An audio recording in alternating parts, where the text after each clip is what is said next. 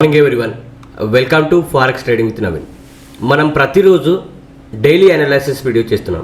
ఈరోజు కూడా చూద్దాం మార్కెట్ ఏ విధంగా మూవ్మెంట్ ఇస్తుంది, మనం ఏ విధంగా ప్లాన్ చేసుకోవచ్చు. దీన్ని బేస్ చేసుకొని ప్రాపర్ కన్ఫర్మేషన్స్ తీసుకొని ఎంట్రీస్ తీసుకోండి.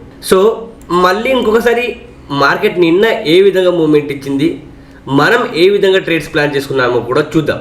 దానికంటే ముందు ప్రతి ఒక్కరు వీడియోని లైక్ చేయండి. సో నేను మీకు నిన్న ఈ గ్రీన్ జోన్ అనేది ఇచ్చాను. ఈ green zone very very important. Market ఎప్పుడైతే ఈ గ్రీన్ జోన్ని బ్రేక్అవుట్ చేస్తుందో, బ్రేక్అవుట్ చేసిన తర్వాత రీటెస్ట్ దగ్గర మీరు అప్ సైడ్ ఎంట్రీ తీసుకోవాలని చెప్పాను. ప్రాపర్ బ్రేక్అవుట్ కాలేదు, నేను ఇచ్చినప్పుడు ప్రాపర్ ఇంకా బ్రేక్అవుట్ కాలేదు. నేను ప్రాపర్ బ్రేక్అవుట్ అయినప్పుడు మీకు ఇంటిమేట్ చేస్తా అని కూడా చెప్పాను. నేను ఇంటిమేట్ కూడా చేశాను.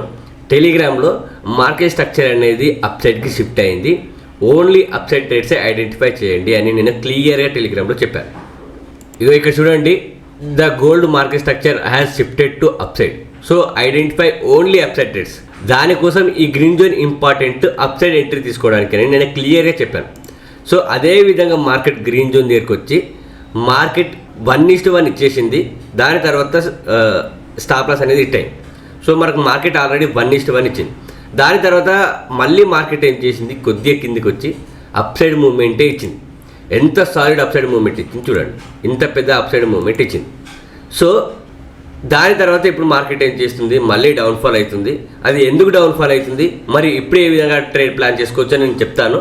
అంతకంటే ముందు ఒకసారి బీటీసీ కూడా ఏ విధంగా మూవ్మెంట్ ఇచ్చింది చూద్దాం. నేను క్లియర్గా చెప్పాను నిన్నటి వీడియోలో, ఈ రెడ్ జోన్ అనేది వెరీ వెరీ ఇంపార్టెంట్. మార్కెట్ ఎప్పుడైతే రెడ్ జోన్ దగ్గరికి వస్తుందో, రెడ్ జోన్ దగ్గరికి వచ్చినప్పుడు డౌన్ సైడ్ ఎంట్రీ తీసుకోమని నేను క్లియర్గా చెప్పాను. నేను తీసుకున్న ట్రేడ్ కూడా ఇదే, నేను షార్ట్ వీడియో కూడా చేశాను, ఒకసారి చూడండి. మార్కెట్ టచ్ చేసిన వెంటనే డౌన్ఫాల్ అయింది. దాని తర్వాత ప్రాపర్ కన్ఫర్మేషన్తో ఎంట్రీ తీసుకోవాలి అనుకున్నా. ఇక్కడ బేరిష్ యాంగిల్ఫింగ్ ప్యాటర్న్ వచ్చింది, పర్ఫెక్ట్ కన్ఫర్మేషన్. సో ఈ కన్ఫర్మేషన్తో మీరు ఎంట్రీ తీసుకున్న సాలిడ్ టార్గెట్ అనేది మార్కెట్ ఇచ్చేసింది.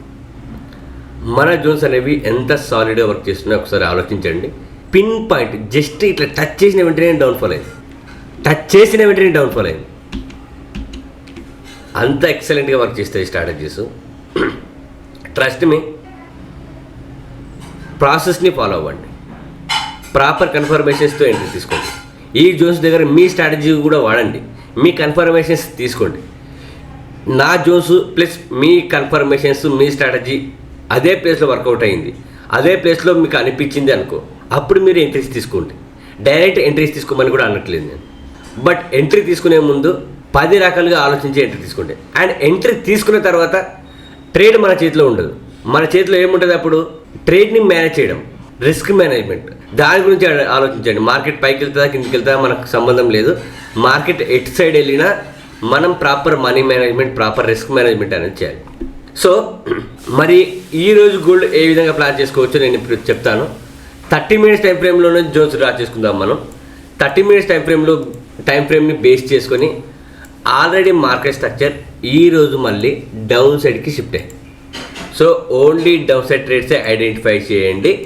మార్కెట్ స్ట్రక్చర్ షిఫ్ట్ అయితే కనుక నేను మీకు అప్డేట్ చేస్తాను, ఎప్పుడు షిఫ్ట్ అవుతుందో అప్పుడు. సో ఇప్పుడు మాత్రం డౌన్ సైడ్ ట్రేడ్స్ ఐడెంటిఫై చేయండి. దానికోసం ఈ జోన్, ఈ పర్పుల్ కలర్ జోన్ అనేది వెరీ వెరీ ఇంపార్టెంట్. ఈ పర్పుల్ కలర్ జోన్ని మళ్ళీ మార్కెట్ రీటెస్ట్ చేస్తే మళ్ళీ మీరు ఇక్కడ నుంచి డౌన్ సైడ్ ఎంట్రీ తీసుకోవచ్చు. ఇక్కడ నుంచి మీరు మళ్ళీ డౌన్ సైడ్ ట్రేడ్ తీసుకోవచ్చు.